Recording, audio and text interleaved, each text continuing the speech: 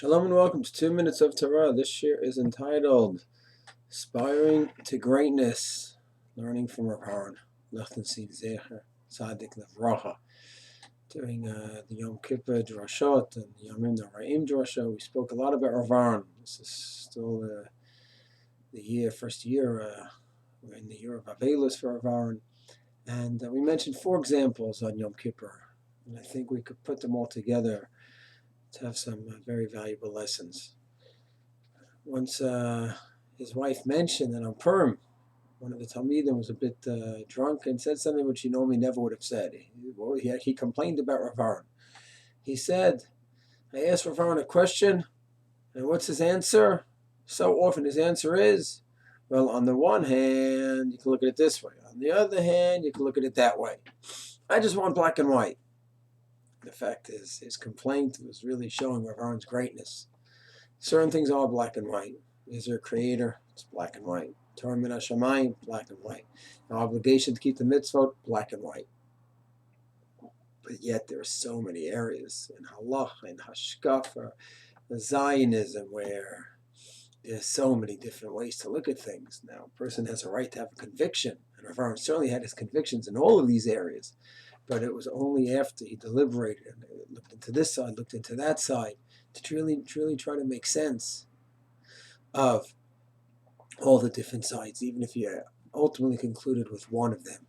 It was his total love of emes, which is why when he was in yeshiva and he discussed his views about the possibility of land for peace, which of course was not a popular view in Gush, he actually called one of the Kollel members to speak up and give his side and present his side to the yeshiva, even though, of course, it was the opposite of what he held.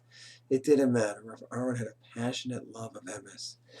He was such a clear, straight thinker. He was able to look at each side and ultimately come to a conclusion when he felt there was a clear conclusion. Otherwise, he'd say, okay, there are different sides and that's it.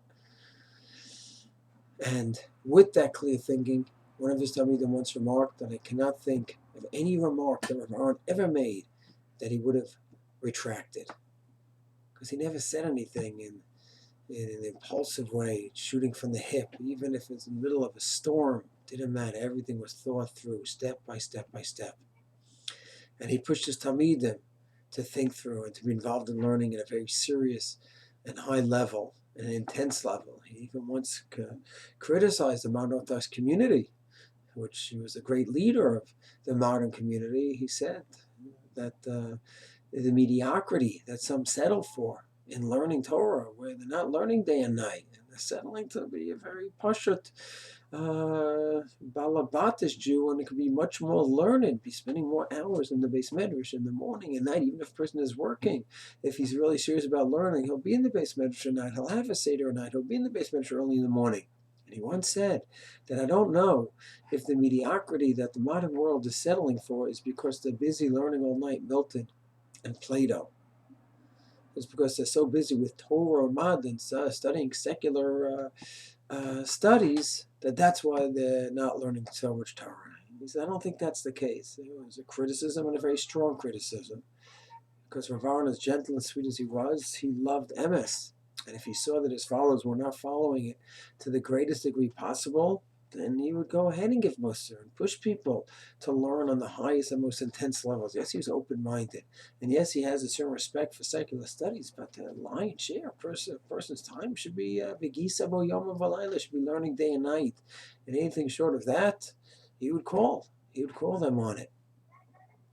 And finally, with all of Rav Aharon's great genius, such a soaring intellect, his passion equaled and surpassed it. If anyone ever got to see Rav Aharon on Rosh Hashanah Yom Kippur, he was in a different plane. He was with Hashem. He was pleading for his life. He was so intense. It was so beautiful. One of the students once described that after an intense day where he's up there, it seems like he's up in Shamayim. The shofar blows. Everyone is exhilarated. And the whole yeshiva is dancing and excited. And there's Rav Aharon going from Shamayim, and he has his daughter Tani, who was then 4 years old, just a baby, decades ago, and he's waving to his wife from the women's section. So that's the greatness of Rav Aharon. He could go ahead and be up in Shamayim, and at the same time, He's a great father and a great husband as well.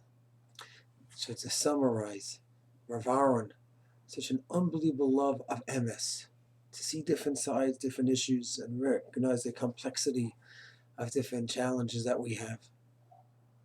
And yet to be so thought through in every step of the way. Every word that he said was measured and thought through.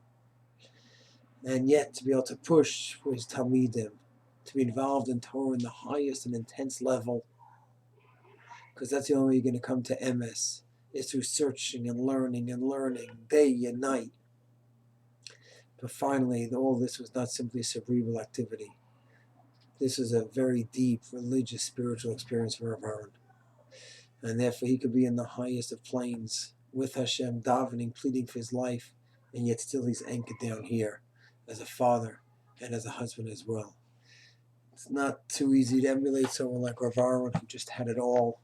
Nevertheless, he's our North Star. He's the one that we see as such a great leader. We can emulate, at least try, to take some of his greatness, his love of emes, his passion for Torah, and davening and connection to Hashem. Shalom.